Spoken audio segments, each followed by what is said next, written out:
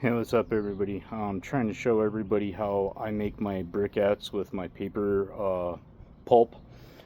Basically, it's paper pulp, sawdust, coffee grounds, and charcoal. Exact mixtures is something that kind of just I, um, but the coffee grounds, any company that would coffee house that gives me the most grounds, especially if they're not throwing it away and being like stingy about it, or like being like kind of like odd about me asking for a bag of coffee grounds that they're gonna throw away anyways.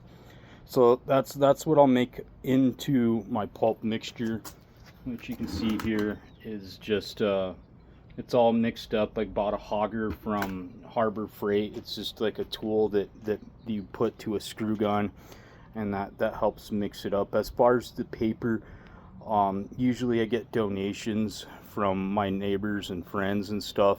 Tons of newspapers is what I usually use. Junk mail, nothing that contains plastics. I'll basically use an X-Acto knife to cut off the plastic.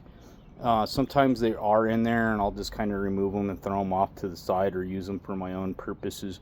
But you can see the briquettes that are back here that I'm using for my garden. Now, eventually, I'm going to pull all those briquettes there, and they're going to get remilled. So originally, what I was using for my briquettes is that all I had was this little trail for the garden. I had a soap mold, and I was making soaps at one point. I still do, but it's like more for personal. And then this was the frame for that mold. And I took my knives and I cut various little holes throughout the mold, so that way it would drain, and then I would plop it on my screens and then let them dry, and then take them back to the out back where I have my outdoor racks. But now the way that I've actually started doing it is that I've took this equation out, and now that I have my screens, let me get my rack right, because there's an actual top part to this, and I kind of want it flat because I really don't want it, I don't want them to bend too much. So let me start over there. Move you guys over here. Move my camera over. Look at the strawberries, the pretty strawberries. So basically how I'll start with my pulp is I just line them up. You don't need like a lot of water either, just enough to make sure that you're soaking your solutions and your pulp. Sometimes I'll let my solution sit there for maybe a day. I don't use cardboard. I do recycle cardboard, but I use it for in my comp piles out back, or I just pile them together and let them break down naturally that way. So as I'm laying out here, I want to hold straight to the frame, and I'm going to take my trellis and my little shovel here, and I'm going to make sure that I push down all the way and get into these corners before I can completely fill this mold up.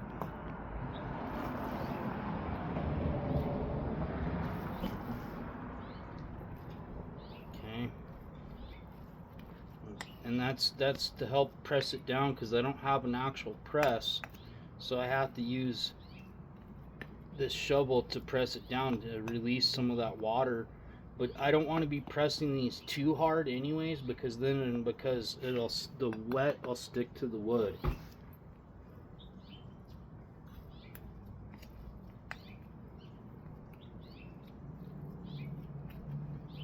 And you can see I'm kind of work it like it's a cement. I do call it a plant cement because without using it in the brick mixture, I'll use it in my gardens as just like a medium or a mulch for the top, and it definitely helps, especially starting those seeds.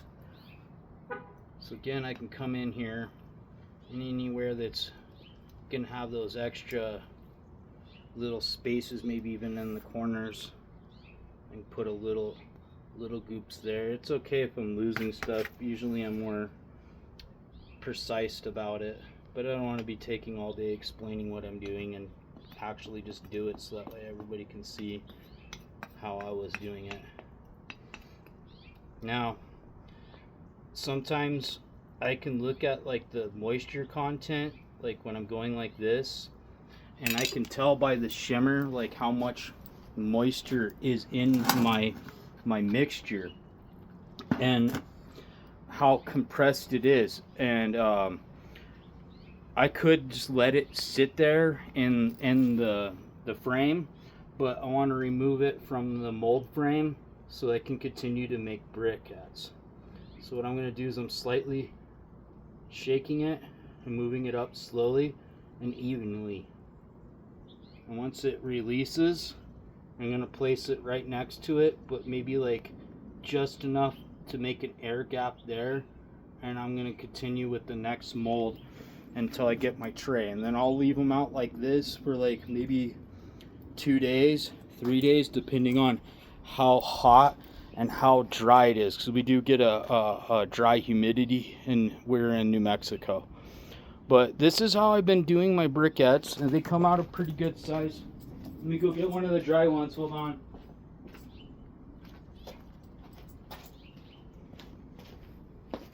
This is one of the dry ones right here. So you can see like with my hands in comparison of like how they come out. Very squarish, where before these other briquettes that I was using, you can see they're a little bit smaller. Sorry. Let me just lay that on top. You can see they're about almost a little bit the same width, maybe a little bit smaller than the briquettes that I'm making with the wood frame. But you can see that they don't bow as much, where the other briquettes were bowing a lot. Let me get you guys out of here. There we go. Let's go down in here. There we go. Ah! But here, so now you can see the comparison size, that they're just like one of these bricks is probably two to 3 of those bricks. And so that's what I'm going to use to make my raised garden bed, is that I'm going to take all these briquettes out and remill, reforge them, recast them, and remold them into this size. And then I'm going to come out and I'm going to probably come up, maybe I was looking at how many bricks I wanted to come up. Hold on. Let's go back here to where I have them at. So there's 3, and I think 4, because looking at my knee, 4 would be good. So if I can get what I'm doing out here to 4, right? And then I'll cap them off at the ends with their own briquette, and then I can use it as a fill. Now if I wanted to hold this wall straight, so that way it doesn't like cave out this way, because it'll probably never cave in this way, because there'll be a bunch of soil and pressure behind it, and they absorb water themselves, so eventually they're never going to fall inward, they'll fall outward. You can chicken wire or put some sort of boarding or some sort of netting on this sides to hold it in place, but I doubt I'm going to need to do that. But anyways, thank you all for watching my video and watching how I'm making my briquettes with my little mixture here and how I do it. I'll probably make a short just to kick it out there, because shorts are watched a lot more. But anyways, as always, many blessings and much peace. Till next time.